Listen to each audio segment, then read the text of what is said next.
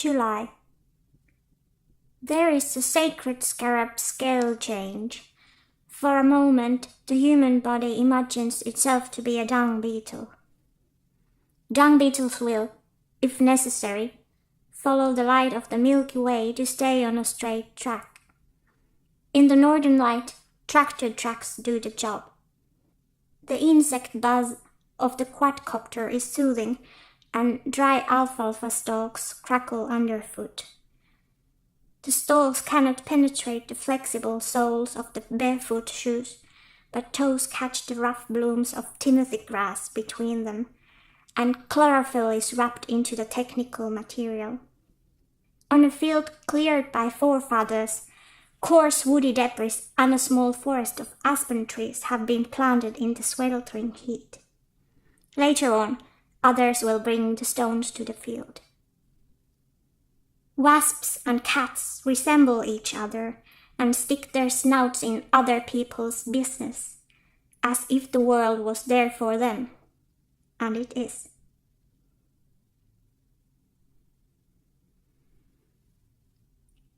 Neighbors. The overseer's list of notable animals in the park. Ants, different sizes.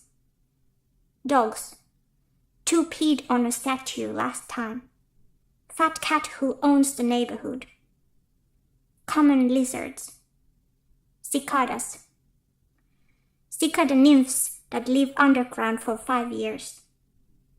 Pigeons, no eggs in the nests this year. Asian tiger mosquitoes.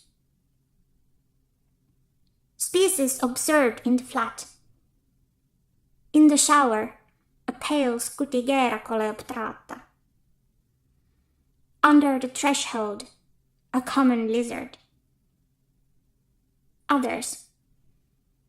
In the evening in the bar, a hornet strays to our table.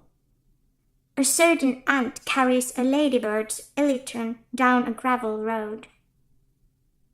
The seawater is warmer than it should be.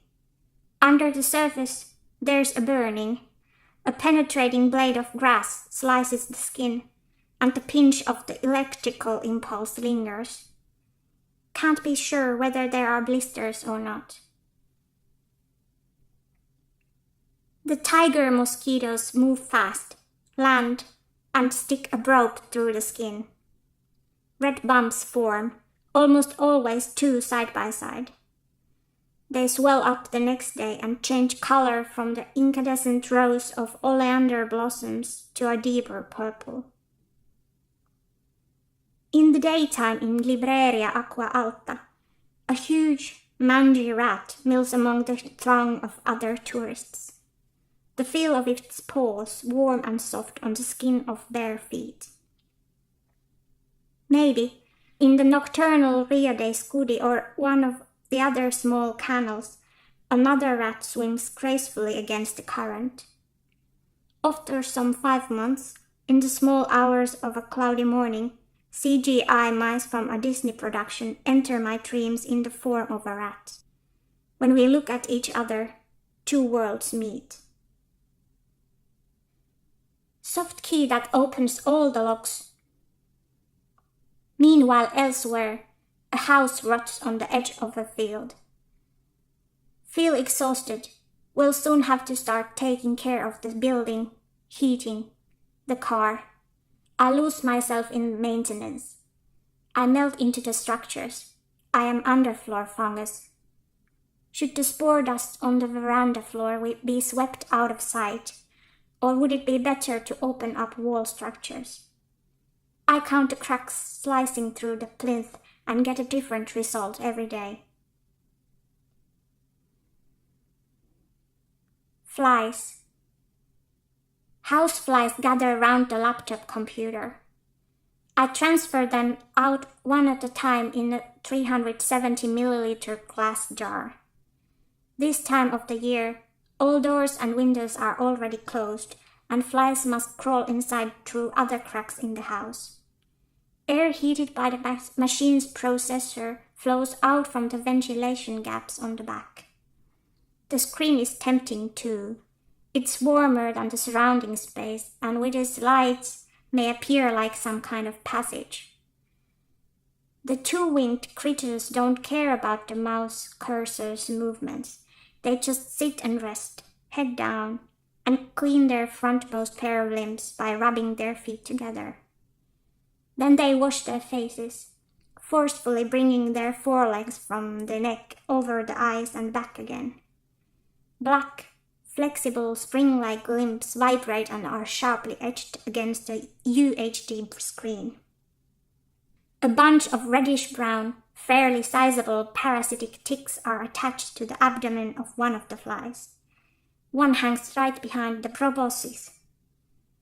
I cannot tell whether this fly appears to suffer more than its conspecifics, which don't appear to have visible parasites. Parasitic ticks, too, have parasitic ticks, and they have parasites. My sensory system is not at all capable of observing them. From a book on insects, I found out that flies' sense of taste is located in the soles of their feet. Immediately upon landing, houseflies know whether there's food about and what it tastes like. In a pleasing spot, they vomit a protein-dissolving enzyme on their meal and enjoy the mix with their sponge-like proboscis. In October, a stable fly strays indoors. It lands on my sweaty back and sucks blood through the skin. It takes a few stinging rounds before I realize that the fly is eating me. Holes. Jake has died. His limbs and outer casing have become paper-thin in the final stages. The days stick together in drizzly clumps that are difficult to tell apart from each other afterwards. The graph for average temperatures in November in Helsinki and Sodankylä looks like the teeth of a predatory animal, dragging itself diagonally upwards in the direction of reading to the 2010s and onwards towards the future. In Finnish, November is marraskuu. In Finnish folklore, marras means one who is dead or dying. After a short period of below zero temperatures, the world stops when the damp topsoil freezes for a while into an immobile carapace. Then there is a thaw again, and during the daylight hours, I dig holes in the garden.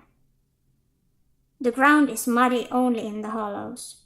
Under the vegetation-covered bulges, the loamy soil is fragrant and crumbly, and the roots of the couch grass come loose easily in a black and white skein of dotted lines. Every now and then, the spade hits the tunnel of a water wall. In its winter storage there are at least some grains of intensively farmed wheat from the birds' winter feeding site. They have swollen in the damp and are about to sprout. Later, when it gets too dark to see, I wash the mud off my face in front of the mirror in the toilet. There's always some in my eyes, too.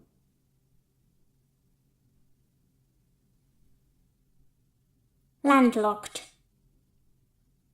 Someone who has looked into the matter could tell you that a particularly big catch of a fisherman or hunter might have been a marras, a harbinger of death.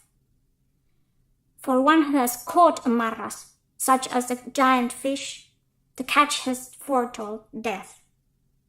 Generally, however, marras usually simply means a person who is dying or has died, a dead body, or figuratively speaking, nature that is dying at the approach of winter.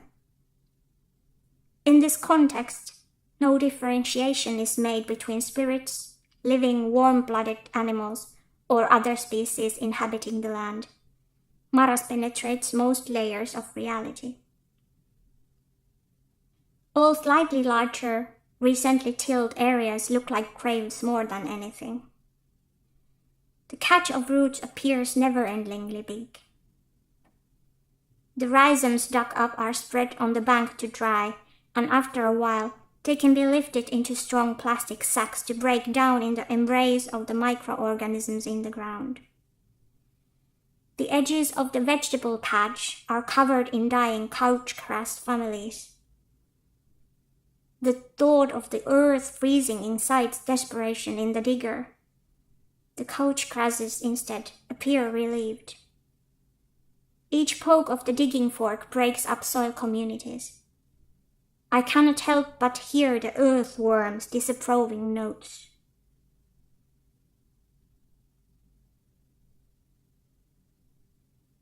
Beans. Winter comes too soon. In the space of 24 hours, everything is frozen. The mirror surface of the water tub has to be smashed with a hammer so the tub can be emptied. The cold pushes its way inside the building through the cracks between the floorboards, as differences in temperature attempt to even out. November is only halfway through, and from time to time, the panic of a tropical animal blurs the ability to act.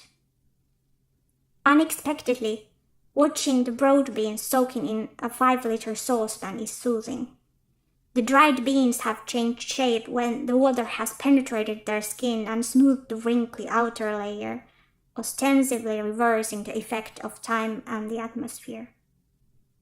If I were to grow old in this region, I wouldn't grieve winters turning mild and rainy, but would spend my days soaking in the cold clay.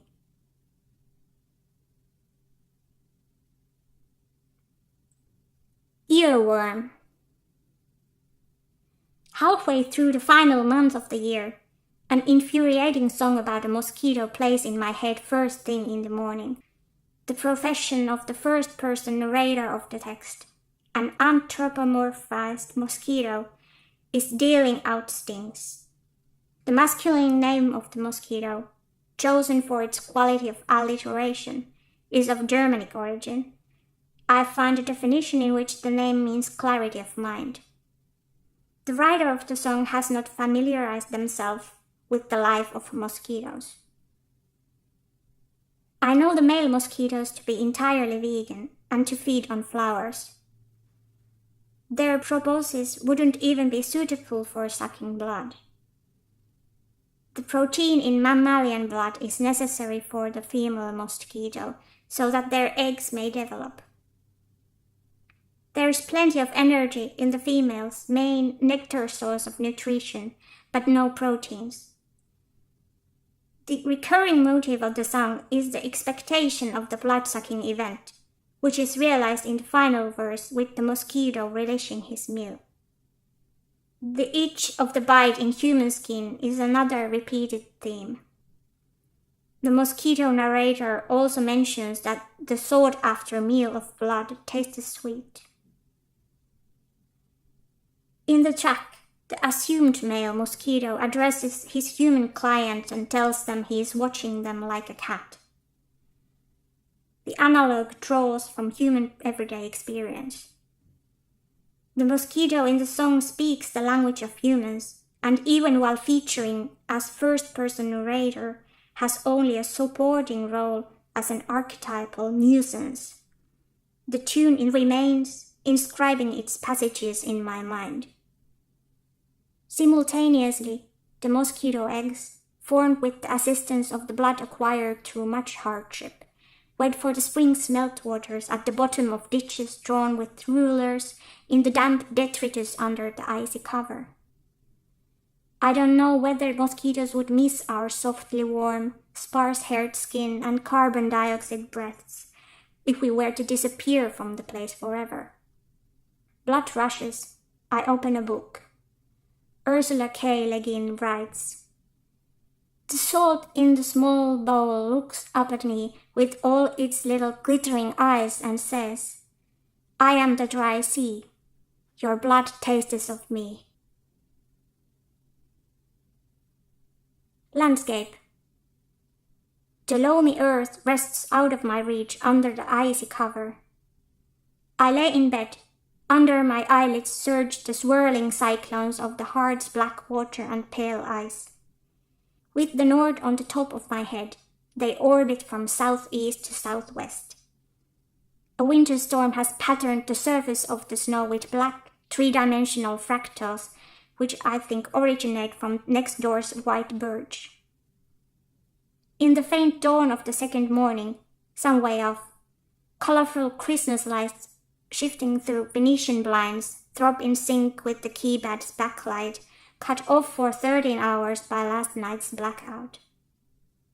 In the news, the sea rolled into the city and the red storm, strongest in recorded history, moved south along the Gulf of Bothnia, carefully licking the entire coast.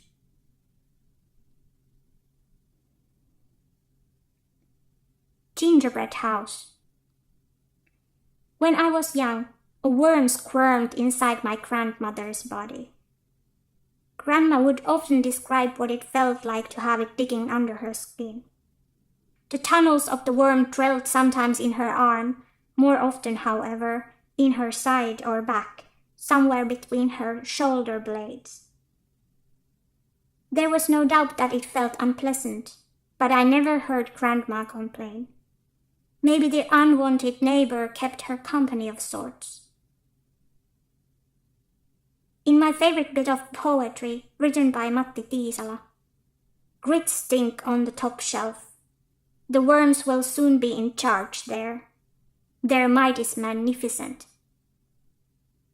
You could feed an army of ants with the crumbs that have fallen off the kitchen table. Fungus simmers the beams of wall to be more digestible. Then, the gaps between the remaining hard parts of wood are filled with woodworm frass. Naval shipworms apply the same four-dimensional O writing in a marine environment.